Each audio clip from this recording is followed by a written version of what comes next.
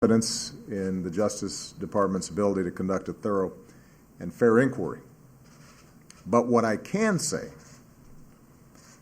is that all of us as Americans should be troubled by these shootings, because these are not isolated incidents. They're symptomatic of a broader set of racial disparities that exist in our criminal justice system.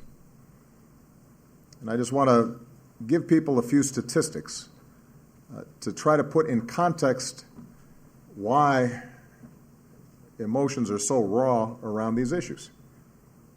According to various studies, not just one, but a wide range of studies that have been carried out over a number of years, African Americans are 30% more likely than whites to be pulled over. After being pulled over, African Americans and Hispanics are 3 times more likely to be searched. Last year, African Americans were shot by police at more than twice the rate of whites. African Americans are arrested at twice the rate of whites. African American defendants are 75% more likely to be charged with offenses carrying mandatory minimums. They receive sentences that are almost 10% longer than comparable whites arrested for the same crime. So that if you add it all up, the African American and Hispanic population, who make up only 30% of the general population, make up more than half of the incarcerated population. Now, these are facts. And when incidents like this occur,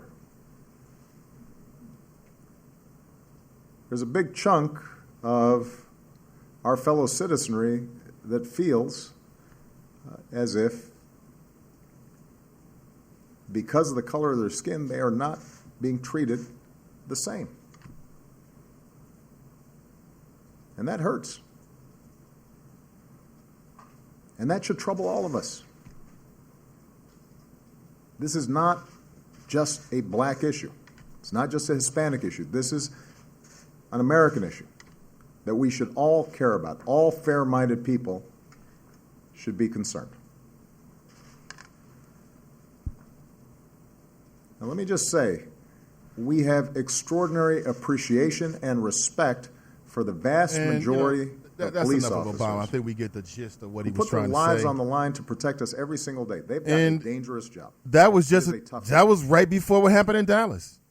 And making the points that we typically hear. Again, when it's a shooting involved with an officer, and I've made this point before, when there's a shooting involved with the officer, the President of the United States, he's not allowed to come out and say, because of his place in the government, it would almost be poisoning the case unfairly against officers.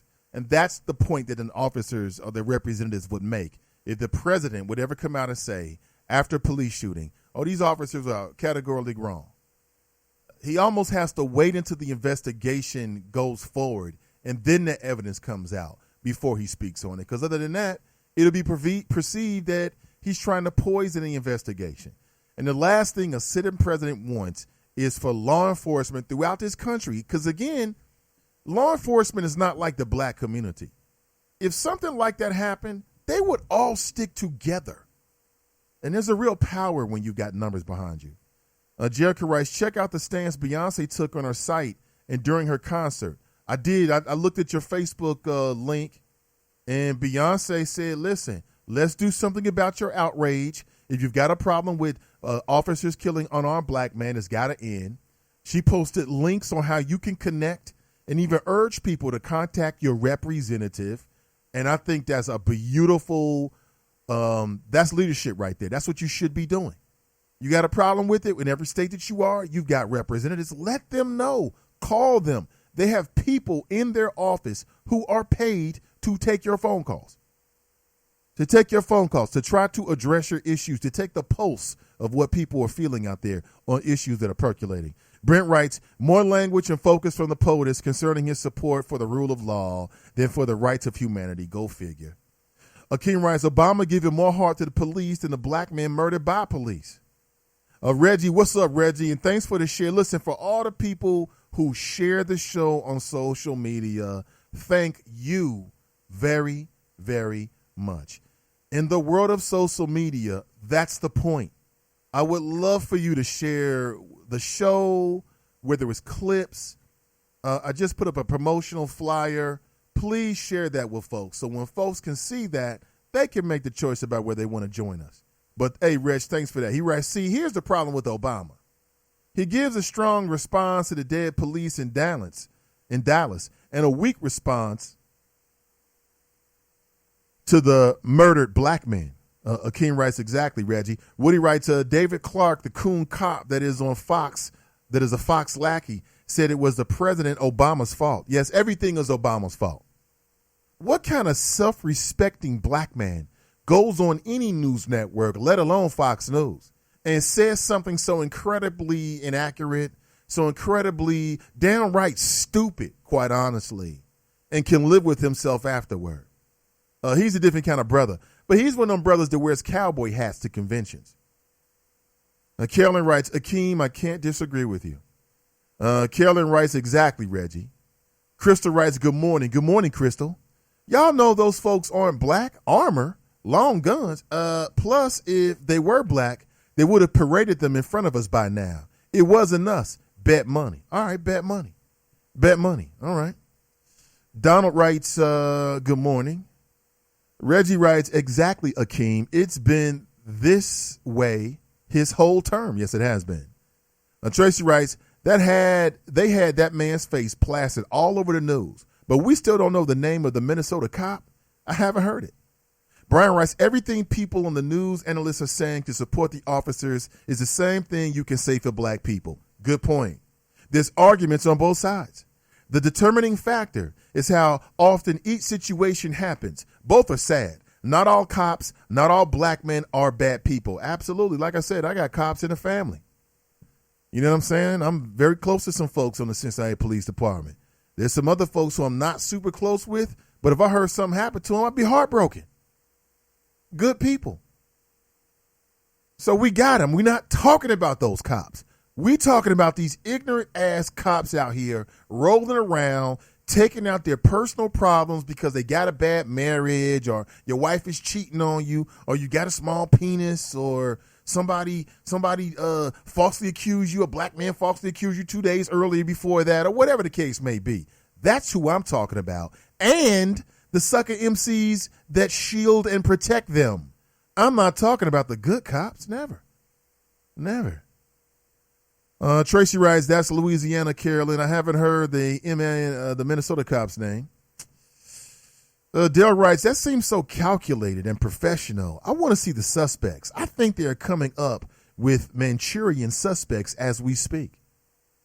I guess he means like maybe some of these former soldiers who have some kind of mind control issue. You know, somebody has influenced them, maybe embedded to some type of secret orders.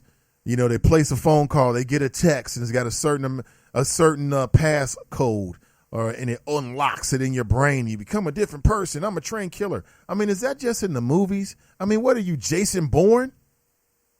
Are you telling me that Jason Bourne just killed those Dallas police officers, man? Isn't that what he was? Yeah, he was a Manchurian candidate, soldier. He was a FBI agent or law enforcement. No, I take that back. He was a soldier. And they said, hey, son, come into this room and we're going to inject you with these substances. And he became Jason Bourne.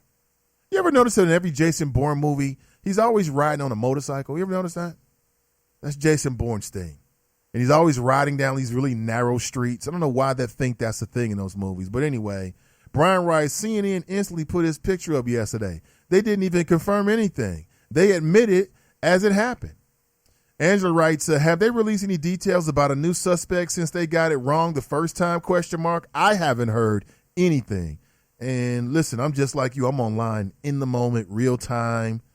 Let me go to some of my favorite sites here where I know you can get some instant news and see what's popping. Here's the headlines. Snipers ambush Dallas cops near peaceful protests. 5 officers killed. 6 injured. Now we know it's 11 injured. Civilian also wounded. Snipers fired on police from above. City locked down after hail of gunfire.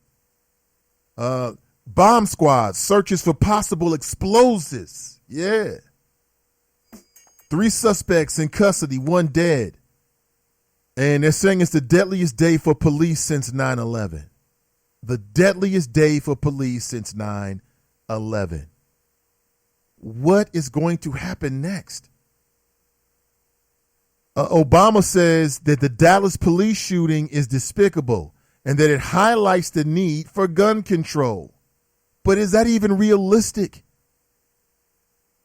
Tracy writes, I really don't care who the media covers today, but I better not hear ish about emails on Capitol Hill. I know that's right. Deanna writes, the names of the Minnesota officers was released this morning.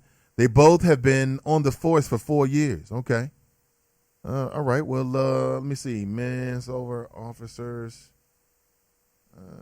Let me see if I can get it for you. The Minnesota governor says that race played a role in the fatal police shooting during the traffic stop.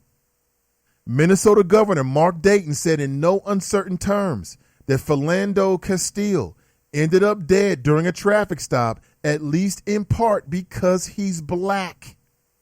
This is the governor. That is huge. That is huge.